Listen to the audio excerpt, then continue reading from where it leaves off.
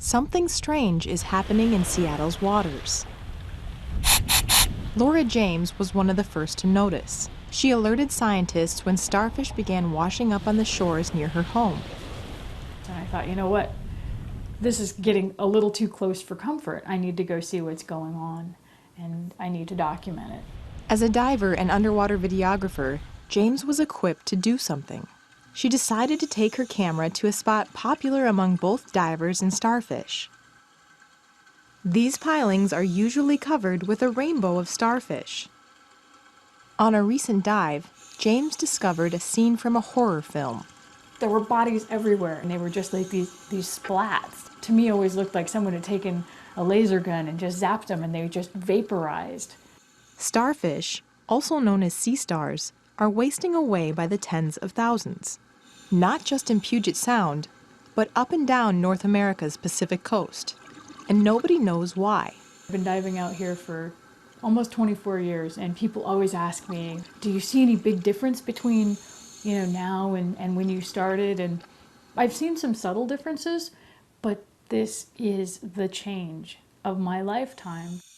We've had small occasional die-offs here and there, but it's not like this. It's not a mass mortality event. I'm just a diver. I need to find out what the scientists know. But scientists have also been wondering what's going on. They first started noticing sick and dying starfish on Washington's Olympic Peninsula last summer. Reports have since surfaced from Southern California to as far north as Alaska. At first, only a certain species, known as the sunflower star, seemed to be affected. Then it hit another species, then another. In all, about a dozen species of sea stars are dying along the west coast. It's been coined sea star wasting syndrome, and it's also been reported at sites along the east coast. But researchers say it's too early to connect these outbreaks. I was surprised too that the crabs weren't just... Ben Miner is a biology professor at Western Washington University. He studies how environmental changes affect marine life. Today, his team is collecting sea stars at Mukilteo, Washington, just north of Seattle. The population of sea stars is, they're quite abundant at that site. And so on the pilings, there were healthy sea stars, but we were also coming across arms and piles of deteriorated sea stars and individuals that were twisted. The divers are searching for stars showing symptoms, as well as the ones that appear healthy. The experiments are infectiousness experiments where we take individuals that have signs of the syndrome and we put them in tanks with individuals that don't have signs. Then they closely watch the progress of the disease. First, the stars twist their arms into knots, and sometimes lesions form on their skin. One of them was very sick, and the other two individuals started ripping themselves apart. The arms just crawl away from the particular body. You heard that right. The arms crawl in opposite directions until they tear away from the body and their insides spill out. And unlike most starfish, the arms don't regenerate. Stars that came in with symptoms died within 24 hours. Interestingly, though, I didn't see the individuals that were exposed to those dying individuals show symptoms any more rapidly than individuals in the other tanks. So being in the same tank with a dying starfish doesn't seem to accelerate the disease. Divers recently returned to Mukilteo to find that most of the starfish there have died.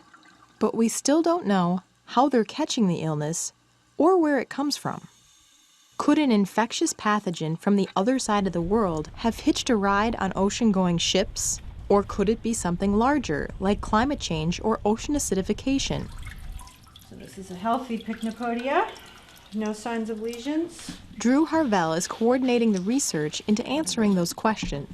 She's a marine epidemiologist from Cornell University who is studying at the University of Washington's Friday Harbor Labs in the San Juan Islands. Got that one. Harvell is sending these samples to Cornell. There they will be analyzed for viruses as well as bacteria and other protozoa. The first step, she says, is to figure out the distinct characteristics that identify the disease. We know that organisms get sick, they get bacteria, they get viruses, just like humans do. They get the cold and the sniffles, but it's a lot harder to see it happening when they're under the ocean. Scientists worry that the loss of sea stars could have far-reaching ecological consequences. That's because they're voracious predators. They gobble up mussels, clams, sea cucumbers, and even other starfish. Because these are ecologically important species. When you lose this many sea stars, it will certainly change the seascape. They certainly suggest that those ecosystems are not healthy. To have diseases that can affect that many species, that widespread is I think, just scary. If there's a silver lining, it may be that studying this outbreak could shed light on how marine diseases spread. 1, 2, 3, 4, 5. That's a 6. question Laura James is hoping citizen scientists can help answer. The big problem we had here is that we didn't have a baseline. The starfish got sick when we noticed. Wouldn't it be cool if we could show this in real time and show the spread and the changes in real time? James and her dive buddy built a website for tracking posts to social media sites with the hashtag SickStarfish. Take a picture of any starfish you find when you're out tide pooling or just walking on the beach and hashtag it SickStarfish. And then we can look at it when it pops up on the map, or if we're not sure, we can send it off to the scientists and they can take a look at it. We may not be able to stop it, we may not be able to fix it, but we need to be aware so that we can recognize it when it happens again. All this research may be paying off. Scientists think they're honing in on the cause and hope to make an announcement in a few months.